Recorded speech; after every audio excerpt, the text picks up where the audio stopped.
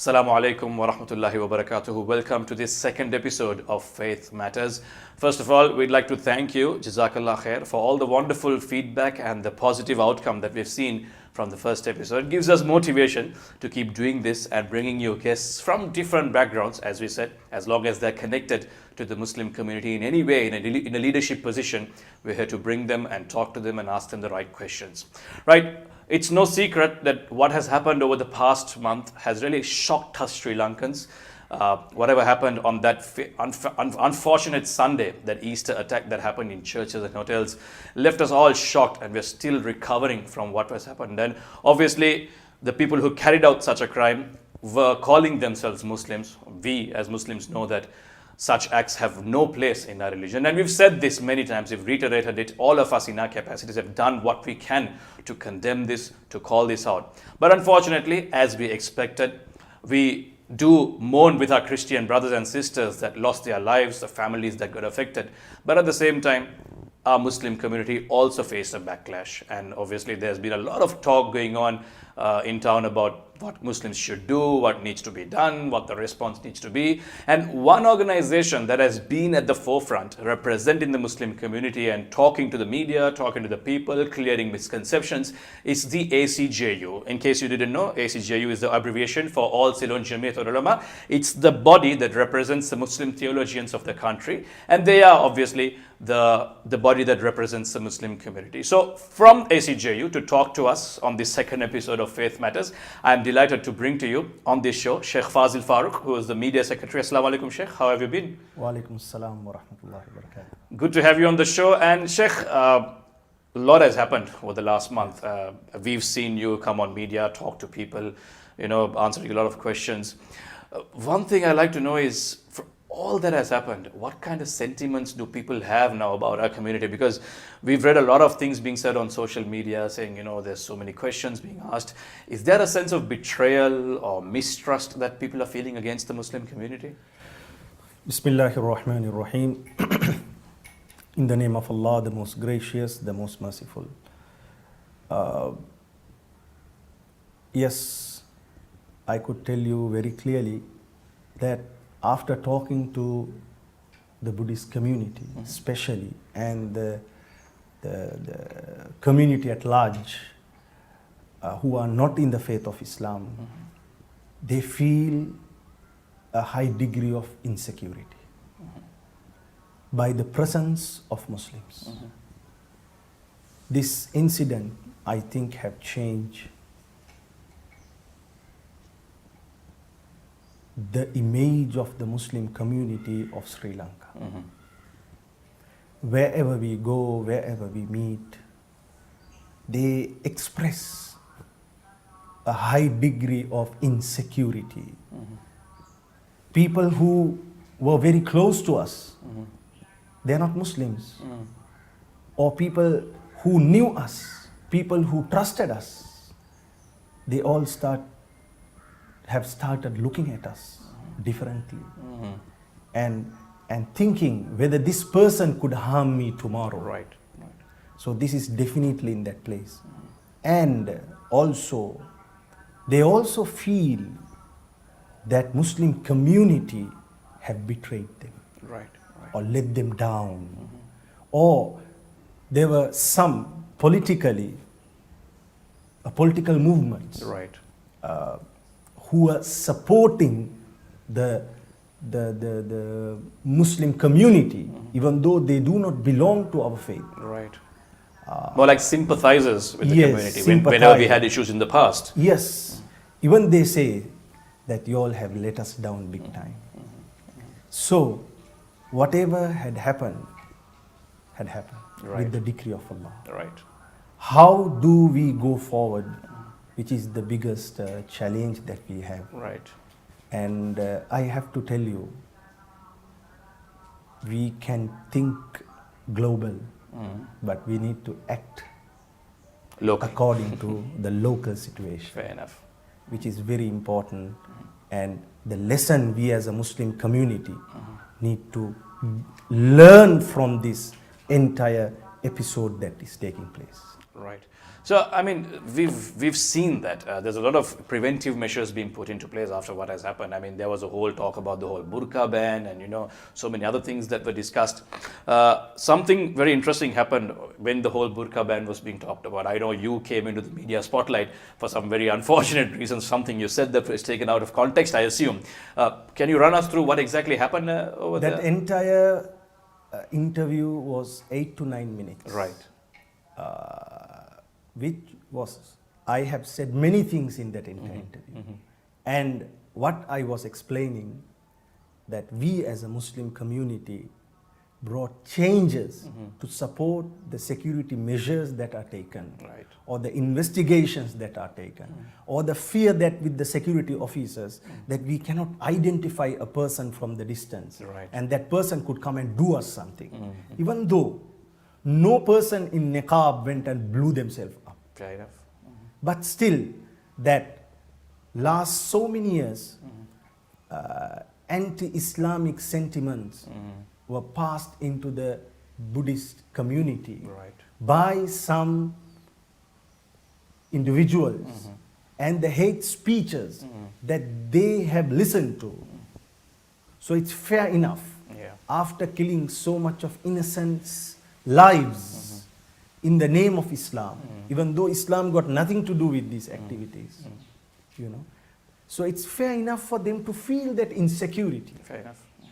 However, in my discussion, I was explaining, we have taken these measures and steps to guide our Muslim community. Right. What to be done to remove the niqab, to be with the hijab. And these measures we have already taken. Right. And then I said, President does not have to say whatever. I said that in between, and then I continued saying, we also have feeling towards this nation. Fair enough. We love this country. We have the pain. We have the responsibility. So, this particular media company, Right. who deleted what is above and what is below and cherry-picked this statement and published as that I am challenging the president. Right. So I think you are being more proactive in trying to say that we as a community have been proactive and taken measures before anyone else has to tell us to do it. Is that what you were trying to do, to be precise? Of course, this is what I was trying to convey. Right. But there are individuals who try to take this in a wrong spirit and take it to another level, because terrorism, what was committed, and they are not Muslims. They stole our identity. Yes. They stole our religion. Yes. They stole our name. Absolutely. But they are not Muslims, which we need to understand. Absolutely. And we all condemned. And we feel sorry. We feel sorry for what had happened, even though that we have not committed this evil act. Yes, we keep saying it, don't we? It's got nothing to do with our Nothing religion, to because do with this is not something that you're taught. I mean, we've been to madrasas since childhood. Nobody has ever told us. In fact, what we've been taught is that as Muslims, you shouldn't be the reason for inconvenience for anyone. Forget about harming another person. I always said this, that even moving a branch away from the walking pathway is considered a rewarding act. So how could anyone use Islam to, have some evil ideologies? Sheikh, speaking of that now, let's talk about the Muslim response now that we're facing this backlash. And I understand you said that some of the media are more responsible for, twisting stories and giving too much attention to something that shouldn't have been given. And the backlash is, one of the reasons for the backlash is that, but let's look forward. As you said, we have to be proactive. You come from the ACJU, which is a body that is doing a lot of work. We're taking a lot of preventive measures within the Muslim community. These youth that were radicalized, we saw that some of them were very wealthy backgrounds, they were well-to-do. How do we now, going forward, go deep into some of the villages, some of the Muslim communities, identify these youth that may be inclined towards that kind of ideology, and engage with them, talk to them, keep them in check, make them understand that, listen, what you're seeing on a global scale is not necessarily what happens here. Is the ACJU taking sort of steps, those kind of things, nationwide programs to do these things?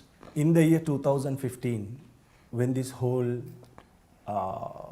ISIS ideology became popular, in the world, and all the medias were carrying these entire news of ISIS. First thing, All Ceylon Jama'iyyatul Ulama made a clear declaration.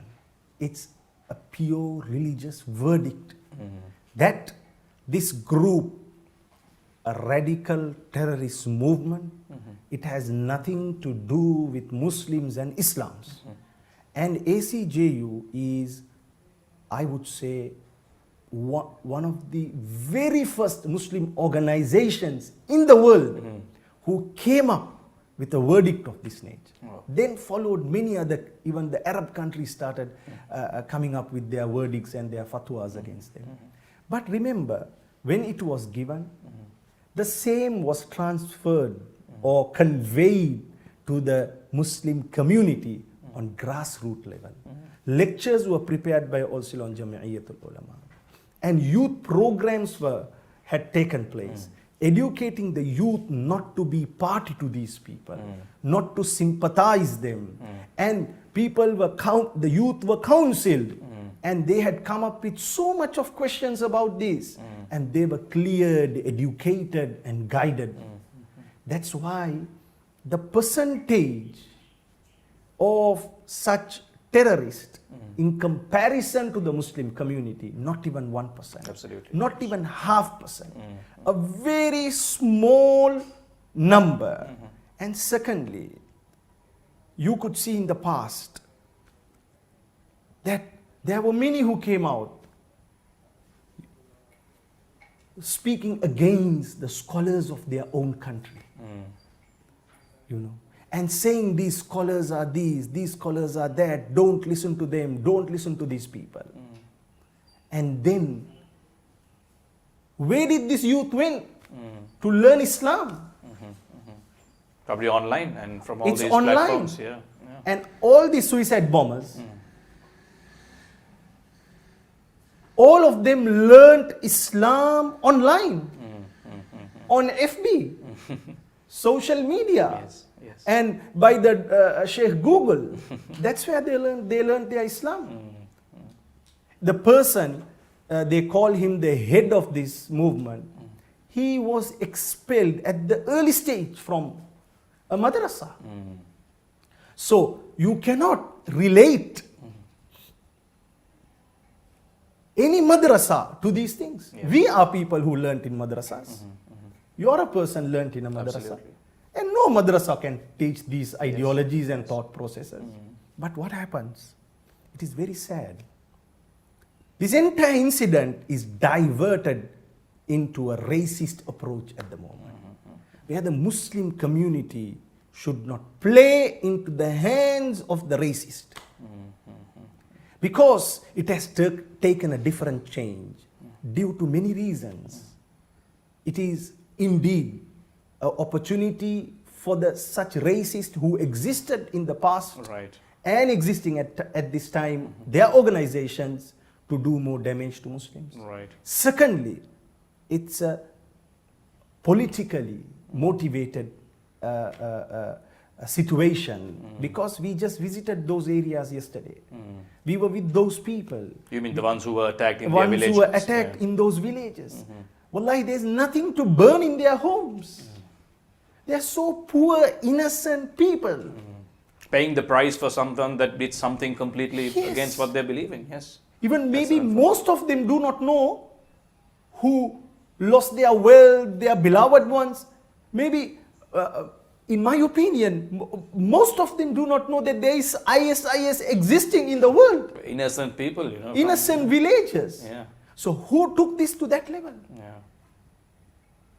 Everyone knows, but no one speaks about it. That's true.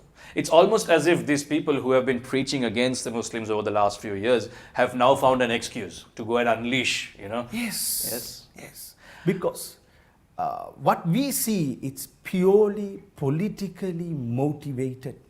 And honestly speaking, there are many things that they are talking today has no relationship to the suicide bombing that took place. Absolutely. They say Muslim must change this, Muslim must change that, Muslim must change these activities. But remember, It has no relationship to the suicide bombers. They are radical terrorist movement. Just because a person wearing a hat, that did not encourage the terrorists to go and do the bombing. Absolutely. Just because the Quran that we believe in, the hadith that we follow, the hadith of Rasulullah sallallahu alaihi wasallam, that did not encourage these radicalized people to do because they are against the Quran and the hadith. But we as a Muslim community should not give up hope in Allah. Absolutely. I was going to get to that, Sheikh, because I wanted to make this my final question, because we try to keep this program as short as possible. In this stage now, we've had the attacks that have happened. Backlash has been hammered against the Muslims. A lot of people are saying different things, how we should, change things, different perspectives. Scholars are saying one thing, the professionals are saying another thing. Your personal opinion, as the media secretary of ACJU, representing the ACJU that you do, what is your message to the Muslims on how do we go forward? How do we tackle this now? First thing, please remember, none of us are angels. We all prone to do mistakes. It can be scholars, it can be professionals, it can be organizations, it can be religious bodies across the country. Now it is not the time to sit in front of a WhatsApp, in social media, or in the Facebook and do hate speeches. Within the community, problem had taken place. Example, one of your family members drove the car fast, super speed, and met to a Maybe it's an accident. Okay. Now you go and blame the guy. Why did you drive fast? He has broken his hands, he has broken his legs, he has broken his limbs. Now you do not admonish him. Let, as a community, sit back. The scholars of this country, the ulama of this country, professionals, intellectuals, senior citizens, male, female, let's all of us sit and see and look back, look inwards. Where did we go wrong? Why did this happen?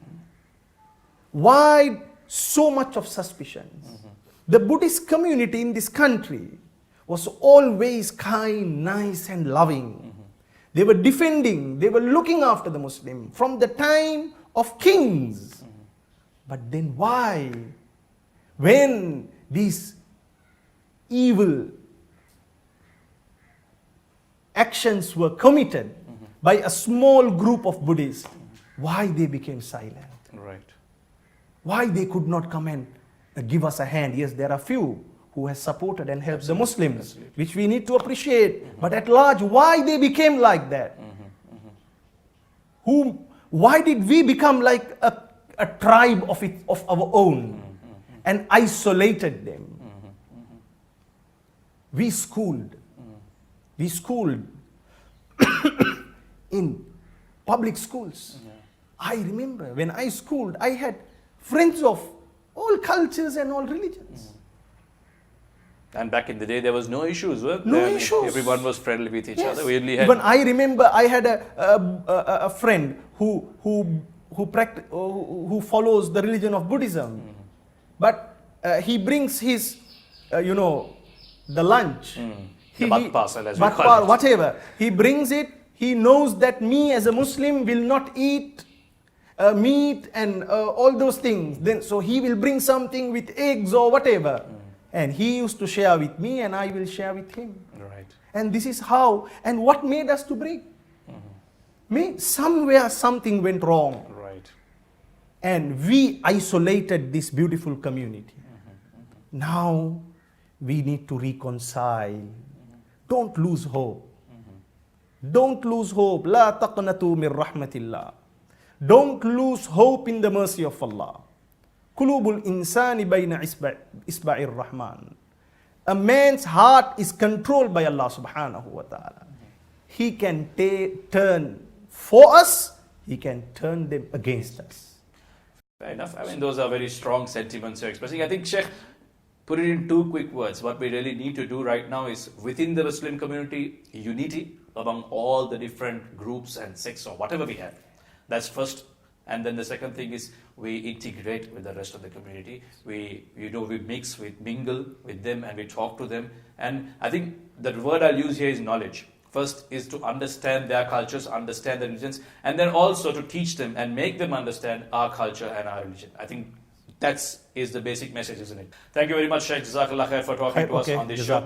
We will bring you more and more guests just like this who would love to express their thoughts, like we said, from different backgrounds. But for the moment, this is it from this episode of Faith Matters. Until we see you again, Jazakallah khair. Assalamu alaikum. May peace be upon you.